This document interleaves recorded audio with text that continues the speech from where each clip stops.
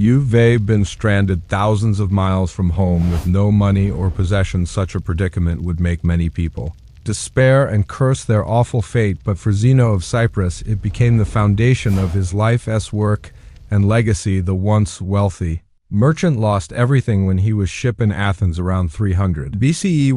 With not much else to do, he wandered into a bookshop, became intrigued by reading about Socrates, and proceeded to seek out and study with the city's noted philosophers. As Zeno began educating his own students, he originated the philosophy known as Stoicism, whose teachings of virtue, tolerance, and self-control have inspired generations of thinkers and leaders. The name Stoicism comes from the Stoa Po, the decorated public colonnade where Zeno and his disciples gathered for discussion.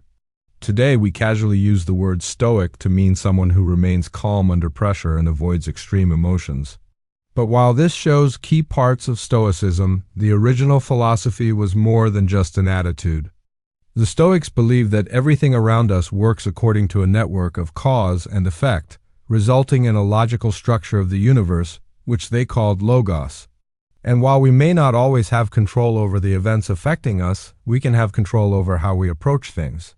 Rather than imagining a perfect society, the Stoic tries to deal with the world as it is, while working on self-improvement through 4 core virtues: practical wisdom, the ability to handle complex situations in a logical, informed, and calm manner; moderation, the practice of self-restraint in all aspects of life; justice, treating others with fairness even when they have done wrong; and courage, not just in unusual circumstances, but facing daily challenges with clarity and strong principles. As Seneca, one of the most famous Roman Stoics, wrote, "Sometimes even to live is an act of courage." But while Stoicism focuses on personal improvement, it's not a selfish philosophy. At a time when Roman laws considered slaves as property, Seneca called for their kind treatment and stressed that we all share the same basic humanity. Nor does Stoicism encourage inaction. The idea is that only people who have developed virtue and self-control in themselves can bring positive change in others. One of the most famous Stoic writers was also one of Rome's greatest emperors.